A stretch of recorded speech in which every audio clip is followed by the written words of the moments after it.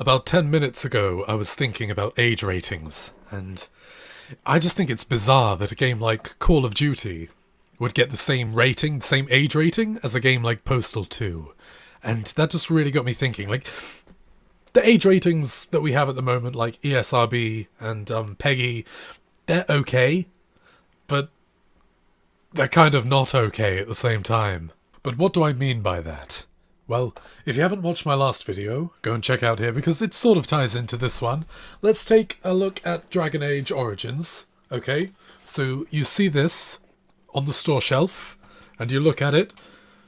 What does it tell you about the actual game? Okay, so it's probably fantasy, because there's a man in armor and there's a dragon, but what can you tell me about what kind of themes are in this game? Like, there's nothing there. It just says 18, so it's for adults. Okay, but why is it for adults? Like, what kind of adult things am I meant to be expecting in here? Like, is it just going to be really gory, or is it a fucking hentai game? Like, I don't know. It doesn't say. Let's look at more examples. I've got a good one.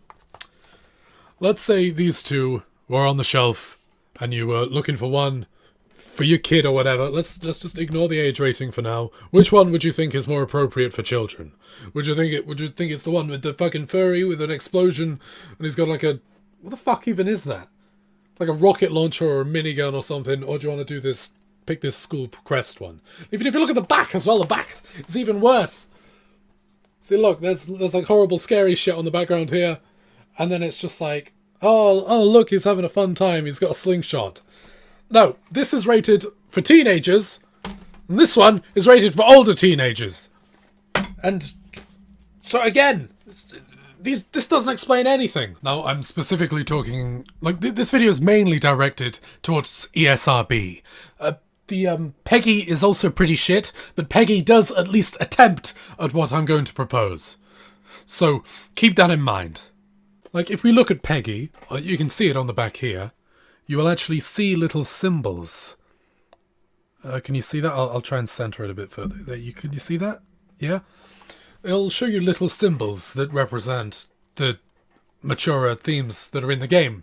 So you can see violence and you can see swearing, as shown by the little fist with lines around it, and the international symbol for bad words being censored that sort of originated in comic books, right?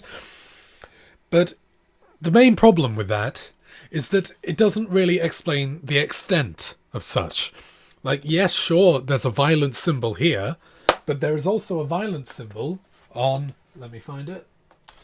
There is also a violent symbol, the exact same symbol on this game here, this horror game, The Evil Within. Now, so according to according to PEGI, these two games are worthy of the exact same symbol. All right? So in PEGI's eyes, the violence in these two games are identical.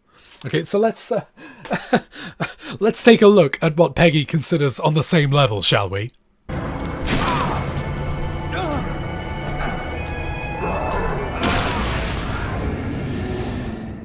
Is this yours? What's the dealio, dude? Oh my God. You should not have done that. You brought it on yourself, Buster.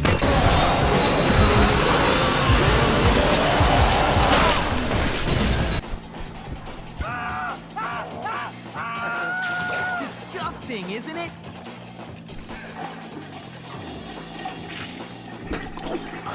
Are you starting to understand now? So I say we completely get away with the age rating because it's not that good, and instead we replace it with 4 symbols. And these symbols would indicate 1. Violence, 2. Mature themes, 3. Swearing, and the last 4, this one's a bit different, complexity.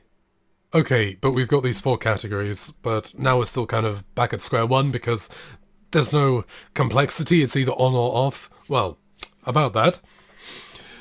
Along with these 4 categories, like explaining pretty well what you'll actually get in the game, like regarding things that might be inappropriate for children, you'll also have 4 different levels, if that makes sense.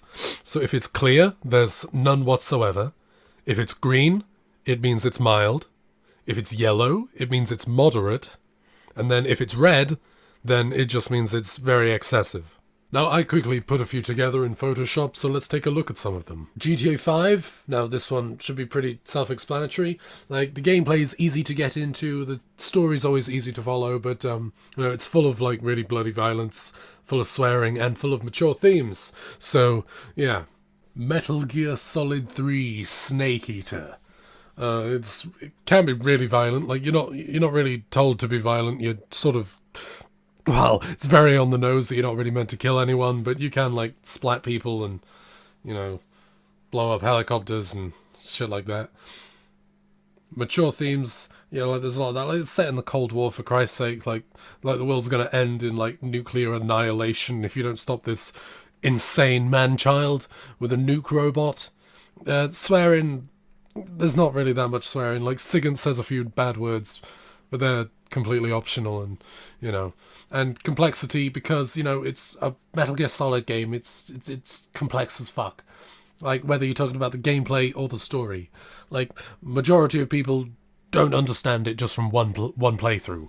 And the way I'm doing the complexity is, if a child can pick it up and play and understand the story, then it's white. If a teenager could, then it's green. If an adult could, then it's yellow. But then if some adults can't, some average adults, like average casual adult fans can't, then it would be red. Like, that's how I'm using complexity in this sense. Can't monetize this channel yet, so there's no point in making it too long. And that's about it. Hope you enjoyed. Yeah, sorry for not making as many videos as I said I would about a week ago. I've just been completely exhausted, which makes no sense because I haven't fucking done anything, which just makes me stressed. Then I use even more energy, and then I'm even more tired. But, special thanks to my two top-tier patrons, Stolen Dragoon and Ari Main, and of course all of my other patrons, and all of you for watching this video. What do you think about my new rating system? One criticism I can imagine is that it is too big. Yeah, that's right, it is very bulky. And so I suppose that you could do something about it, like maybe instead of having it a row, be a 2x2 square, or maybe you could do something other than circles. But yeah, tell me what you think.